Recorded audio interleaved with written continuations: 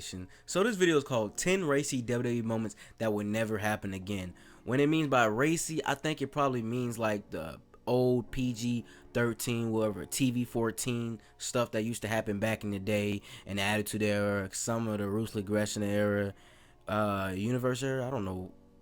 But this technically is the PG era, but there's not a lot of PG stuff that's happening right now, like Enzo Amore, Lana shit. That was not even PG. That was definitely like PG-13 or TV-14 or whatever you want to call it. A lot of stuff has been changing. I don't even think it's PG anymore. I'll have to check the ratings next time I watch Raw or SmackDown, because I don't think it's PG anymore. But without further ado, let's get into this. Make sure you guys hit that like button and subscribe as well. I'm almost at 5,000 subscribers. I would appreciate it if you subscribe. You know, I got more stuff coming on the channel. I don't do just reactions. I do gaming, vlogs, and other stuff like that. So let's get into it.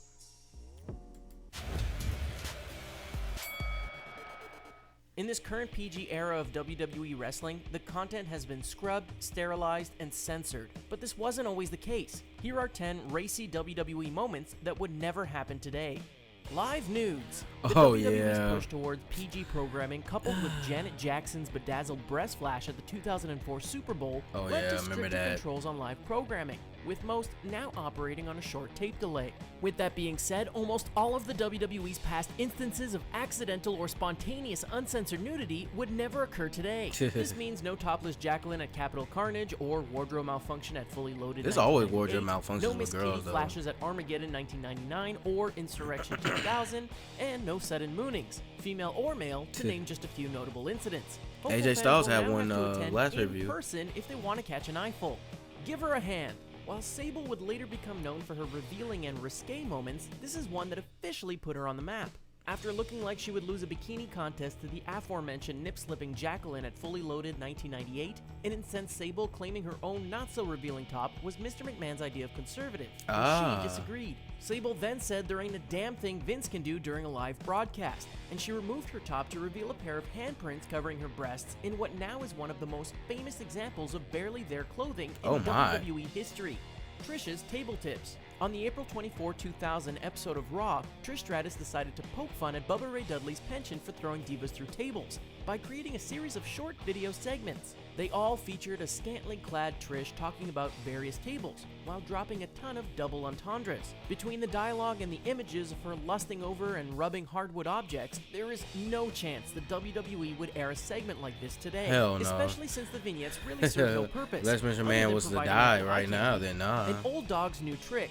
It would come as no surprise that Vince McMahon wouldn't be allowed to demand a diva strip naked, get down on all fours, and bark like a dog in today's world. Nah. Yet, this is exactly what the boss did to Trish Stratus on the 2001 episode of Raw, when she was seeking his forgiveness.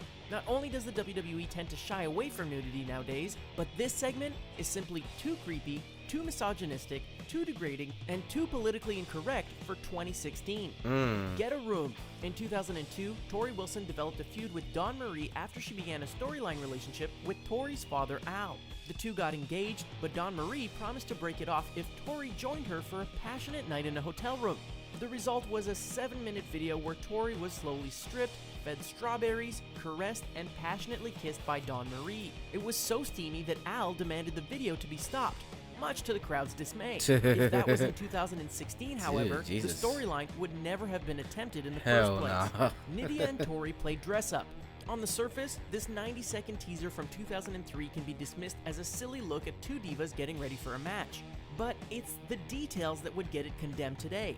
Essentially, Nydia and Tori Wilson spent a minute talking about their breasts, their bodies, and how to best shake it for the crowd. Tori then asked Nydia for help applying oil, and let's just say Nydia's hands went a bit too far south for a bit too long. Sure, the tone of the video is still playful, but the WWE definitely wouldn't consider it child's play today, especially since the whole thing was a cross-promotion with Girls Gone Wild. Lap it up. When it comes to causing a distraction in the middle of a match, today's divas might actually be able to get away with a bit of implied nudity since it's being used in a playful, humorous way.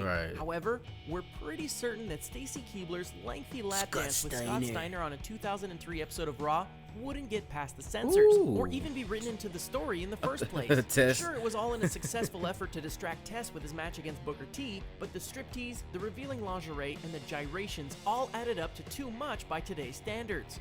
The bikini bombshells. It wasn't one specific moment of Tori Wilson and Sable's Judgment Day 2003 Barely There bikini contest that was too racy, but rather the sum of all parts. No pun intended. From Sable seductively applying oil to her body before, to the sexy introductions that took a full 4 minutes, to the actual contest itself that saw the divas stripping and strutting for the crowd. The whole thing was one of the most blatantly sexual matches in WWE history, especially considering the fact that the whole rivalry was based on an argument over which diva is the sexiest, and because the bikini contest didn't actually involve any wrestling.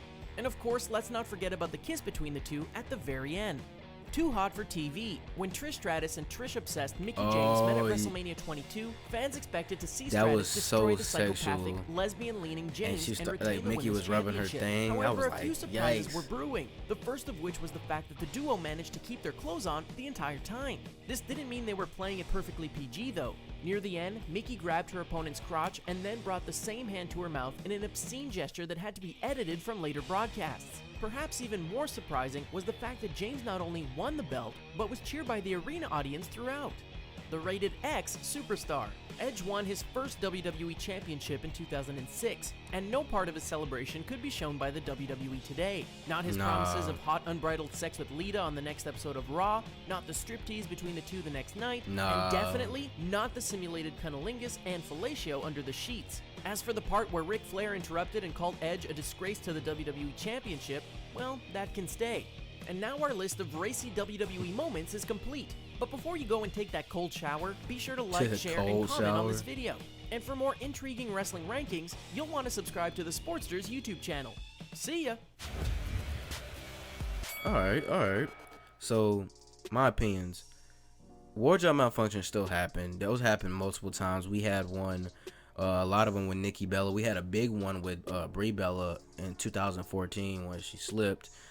We still get wardrobe malfunctions, but like you said, nudity is probably never going to happen in the WWE again. I technically won't say never, because there could be a time where WWE's like, you know what, fuck it. You want to be nude, be nude. But we're in this women's revolution right now, so they're trying their possible way not to let that happen. Because if they bring back the nudity, then you got to call the women divas now, because that's divas. Nudity, bikinis, all that stuff that they was doing was drama. You know, feel me? So I honestly, agree that they won't bring that back, but TV 14 will probably be back.